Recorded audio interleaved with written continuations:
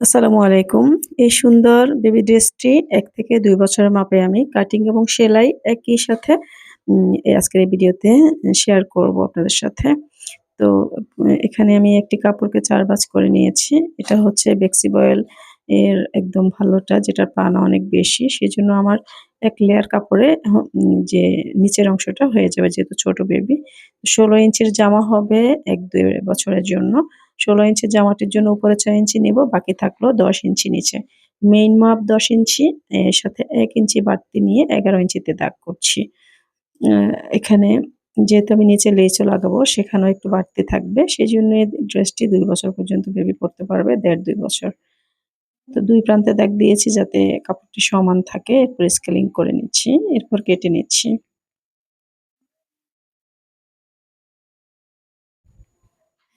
তো নিচের যে অংশ সেটা কুচি অংশটা আমরা পেয়ে গিয়েছি।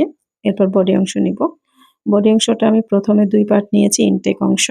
এখান থেকে হচ্ছে যেহেতু সামনে পাড়া দিব ছোট বাচ্চা সেজন্য এই সামনের পাড়াটার জন্য আমি ইনটেক পার্টটা নিয়েছি। এক বাজে আলগা করে আর পট্টি লাগানোর দরকার হবে না। এখানে ১ স্কেল পরিমাণ অর্থাৎ ১.৫ ইঞ্চি পরিমাণ আমি দাগ করে সে ১.৫ ইঞ্চিতে পেছনের পার্টটিকে আরেকটা ভাঁজ দিয়ে নিয়েছি। এবারে ৪ পার্ট হয়েছে। তো এখানে শোল্ডারের জন্য ৪ নিয়েছি, গলার জন্য নিয়েছি হচ্ছে ২.৫ বা ১.৫ এরকম। সামনের গলার জন্য ৩, পেছনের গলার জন্য ১.৫ এরকম করে নিয়েছি। এরপর স্কেলিং করে নিচ্ছি। বড় গলা দিলে বাচ্চাদের ভালো দেখায় না। আর্মহোল নিচের দিকে ৪.৫ নিয়েছি।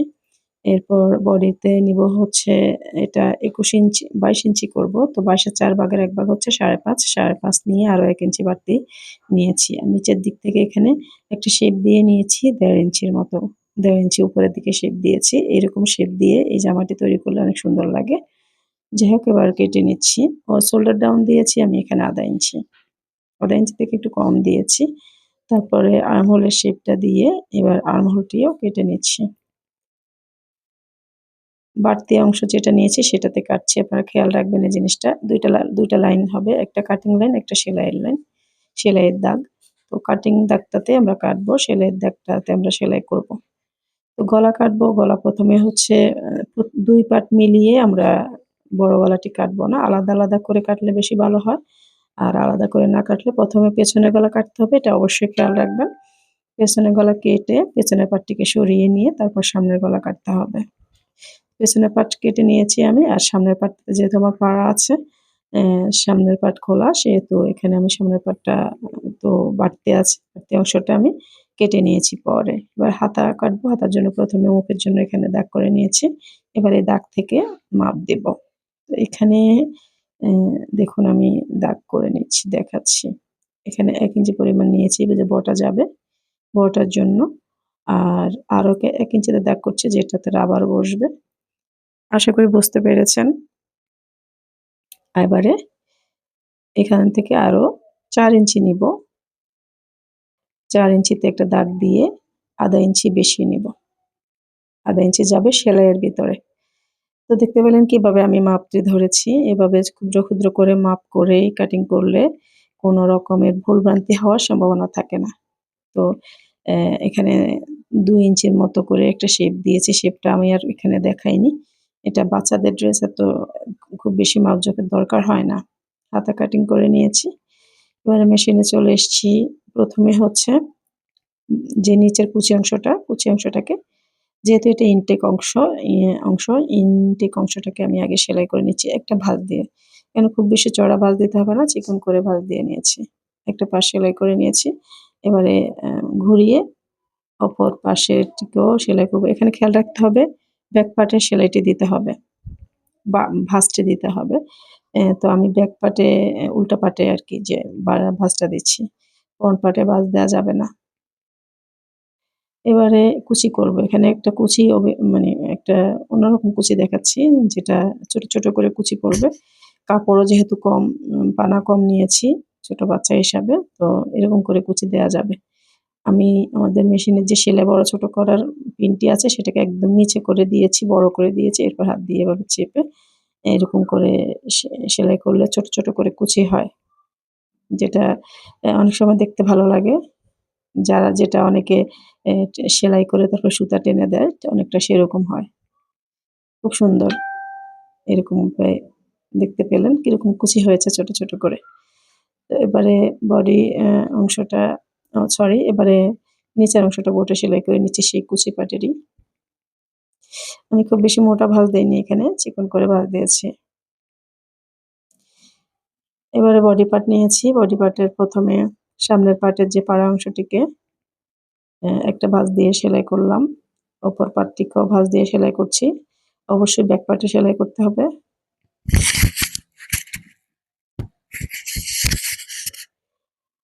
তো সেলাই হওয়ার পর এবার পেছনের পার্টের সাথে শোল্ডার লাগিয়ে নিচ্ছি। শোল্ডার সেলাই করে নিচ্ছি। আপনারা ডাবল করে সেলাই করবেন। আমি একটি করে সেলাই করে দেখাচ্ছি ভিডিওটি তাড়াতাড়ি শেষ করার জন্য।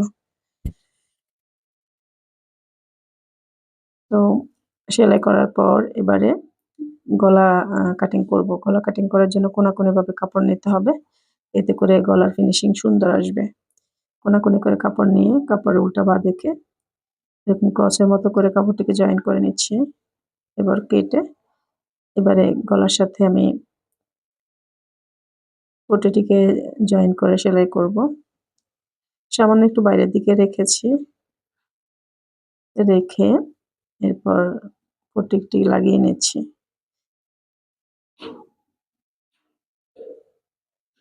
এরপর এদিকটা ভাঁজ দিয়ে, এটা হচ্ছে সামনের পাটে সেলাইটি দিলে ভালো হতো। তো আমি ভুলে এখানে ব্যাক পার্টে সেলাইটি পড়বে, সমস্যা নেই। এভাবে সেলাইও একটা সুন্দর আছে। এরকম করে ছোট ছোট করে কেটে দেওয়া যেতে পারে, না দিলেও কোনো সমস্যা নেই যেহেতু এটা পাইপিনের গলা। তো ভাঁজ দিয়ে সেলাই করে নিচ্ছি।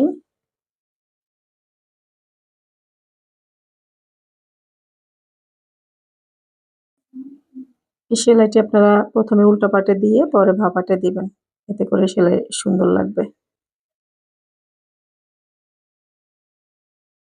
এরপর ছোট ছোট টুকরা যে সুতাগুলো কেটে নিচ্ছি। তো দেখতে পেলেন বডি পার্টটা অনেকটা হয়ে গিয়েছে। হাতা নিয়েছি, হাতার মাঝখানে একটা টিক কাট করে নিয়েছি যাতে দুদিকে সমান বুঝতে পারি। হাতাতে প্রথমে হচ্ছে লেস লাগিয়ে নিচ্ছি একটা ভাঁজ দিয়ে।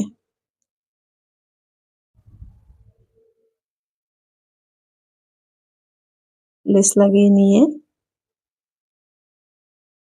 এরপর কুচি করে নিব, সরি, এরপর রাবার লাগাবো। তো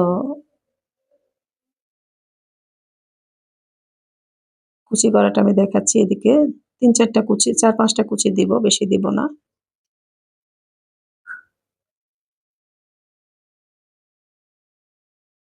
রাবারটা লাগিয়ে নিয়েছি, যেটা আমি ক্যামেরা অন করতে স্কিপ করে গেছি হয়তো। হাতাটি লাগিয়ে নিচ্ছি। হাতা লাগানোর আগে মেপে দেখতে হবে যে হাতা ঠিক আছে কিনা। যদি দেখেন হাতা ছোট হয় তাহলে কুচি একটা খুলে দিতে হবে, বেশি হলে একটা কুচি বাড়িয়ে দিতে হবে। দুটি হাতায় সেলাই করে নেওয়ার পর অনেক সুন্দর একটি হাতা হয়েছে, মাশাআল্লাহ। এরপর হাতার মুখের অংশ সেলাই করে নিচ্ছি বডি সহ।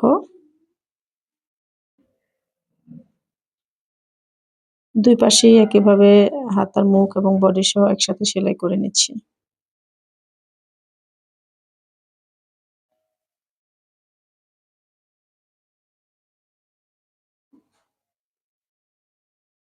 এবারে কুচি যে অংশটি সেই অংশটি লাগিয়ে নিচ্ছি বডির অংশের সাথে।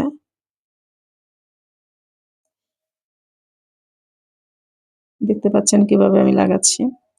এরপর নিচের অংশে লেস লাগিয়ে নিচ্ছি। আলহামদুলিল্লাহ, ড্রেসটি রেডি হয়ে গিয়েছে। অনেক সুন্দর একটা জামা হয়েছে। এখন বোতাম লাগিয়ে নিলে একদম রেডি। তো আজকের জন্য আল্লাহ হাফেজ।